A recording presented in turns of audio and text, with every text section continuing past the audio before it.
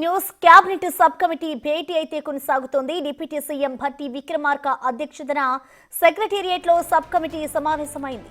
రైతు భరోసాపై నేతలు చర్చిస్తున్నారు. అయితే సంక్రాంతికి రైతు భరోసా ఇస్తామని ప్రకటించిన నేపథ్యంలో సబ్ కమిటీ నివేదిక కొలిక్కి తెచ్చే అవకాశాలైతే కనిపిస్తున్నాయి. వచ్చే ఏడాది సంక్రాంతికి రైతు భరోసా పథకం కింద రైతుల ఖాతాల్లో డబ్బులు జమ చేస్తామని సీఎం రేవంత్ రెడ్డి మంత్రులు ఇప్పటికే పలుసార్లు చెప్పారు. దీంతో రైతు భరోసా పథకానికి నిధుల సమీకరణపై ఆర్థిక శాఖ దృష్టి సారిస్తోంది. అర్హులైన రైతులను గుర్తించేందుకు త్వరలో కొత్త మార్గదర్శకాలు విడుదల చేయనున్నట్లుగా తెలుస్తోంది.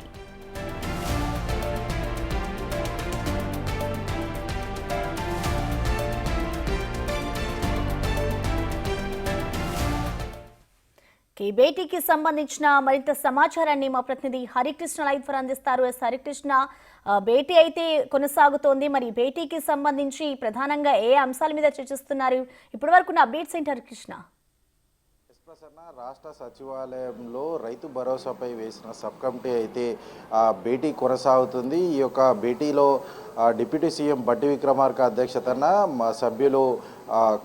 సభ్యులు తుమ్మల నాగేశ్వరరావు, అదేవిధంగా పొంగిలేటి శ్రీనివాసరెడ్డి, అదేవిధంగా శ్రీధర్ బాబు అయితే ఈ భేటీలో పాల్గొన్నారు. ప్రధానంగా ఈ యొక్క సంక్రాంతికి రైతు భరోసా అమలు చేస్తామని చెప్పేసి ఇప్పటికే కాంగ్రెస్ సర్కార్ అధికారంలోకి వచ్చినప్పటి నుంచి కూడా రైతు భరోసాకు సంబంధించి విధి విధానాలు ఏ విధంగా ఉండాలని చెప్పేసి కూడా సబ్ కమిటీ వేయడం జరిగింది. ఈ మేరకు ఆ సబ్ కమిటీ కూడా వివిధ జిల్లాల్లో పర్యటించి రైతులు, రైతు సంఘాల నేతలు, అదేవిధంగా ఇతర వ్యవసాయానికి సంబంధించిన మేధావులు ఎవరైతే ఉంటారో వాళ్ళ దగ్గర నుంచి కూడా వారి అభిప్రాయాలు స్వీకరించి ఈ యొక్క నివేదిక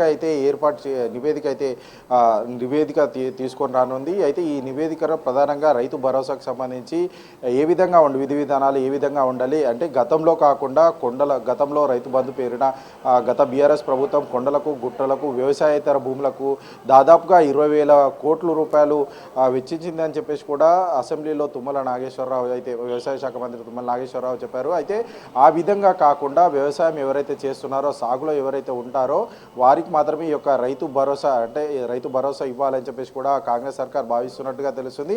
ఇప్పటికే ఈ యొక్క రైతు భరోసాకు సంబంధించి సబ్ కమిటీ అయితే వివిధ జిల్లాలో పర్యటించి అటు రైతులు, రైతు కూలీలు, రైతు సంఘాల నేతలు, మేధావుల నుంచి అయితే అభిప్రాయాలు తీసుకోవడం జరిగింది. అంతేకాకుండా అసెంబ్లీలో రైతు భరోసాపై శాసనసభ్యుల మధ్యలో చర్చ కూడా జరపడం జరిగింది. వీళ్ళందరి అభిప్రాయాలు స్వీకరించిన తర్వాత ఈ యొక్క నివేదిక అనేది ఈరోజు కొలిక్కి వచ్చే అవకాశం అయితే కనిపిస్తుంది. అయితే రేపు అంటే డిసెంబర్ 30న క్యాబినెట్ కౌన్సిల్ భేటీ ఉంటే ఆ యొక్క భేటీలో అయితే ఈ యొక్క నివేదిక ప్రవేశపెడదామని చెప్పేసి కూడా భావించడం జరిగింది. అయితే మన్మోహన్ సింగ్ యొక్క సంతాప దినాల్లో భాగంగా క్యాబినెట్ కౌన్సిల్ భేటీ అంటే పోస్ట్ పోన్ అవ్వడం జరిగింది. అయితే ఈరోజు యొక్క ఏదైతే రైతు భరోసాకు సంబంధించి ఈ యొక్క క్యాబినెట్ సబ్ కమిటీ భేటీ అయిందో ఇది ఒక కీలక ఆవశ్యకతను సంచరించుకుంది. ఎందుకంటే గతంలో ఎవరైతే రైతు బంధు పేరిట గత బీఆర్ఎస్ ప్రభుత్వం వ్యవసాయ రైతు భూములకు కూడా దాదాపుగా 20,000 కోట్లు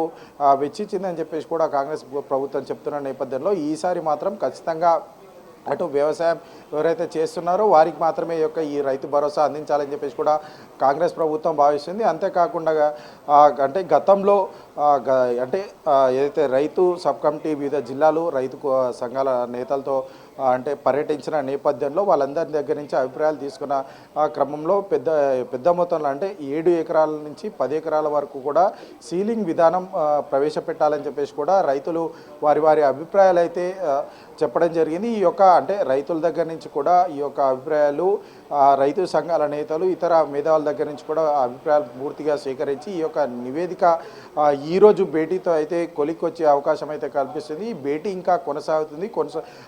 ఈ భేటీ పూర్తయిన తర్వాత ఈ రైతు భరోసాకు సంబంధించి విధి విధానాలు అంటే శాటిలైట్ సాయంతో సాంకేతిక పరిజ్ఞానం ఉపయోగించి ఎవరైతే సాగు చేస్తున్నారో ఆ సాగుకు సంబంధించి కూడా ఈ యొక్క అంటే సాగుకు సంబంధించి కూడా విధానం ఈ యొక్క రైతు నివేదిక అంటే భేటీకి సంబంధించిన నివేదికలో ఉండాలని చెప్పేసి కూడా వారు భావించి ఈ యొక్క నివేదిక అయితే ఈరోజు భేటీ తర్వాత అయితే కొలిక్కి రానుంది. ఈ యొక్క విధి విధానాలు పూర్తిగా ఖరారు చేసి ఈ యొక్క సబ్ కమిటీలో అయితే ప్రవేశపెట్టే అవకాశం అయితే కనిపిస్తుంది. ఇంకా భేటీ కొనసాగుతుంది. భేటీ పూర్తయిన తర్వాత పూర్తి విషయాలు తెలిసే అవకాశం అయితే కనిపిస్తుంది. ప్రసన్న. థాంక్యూ హరికృష్ణ.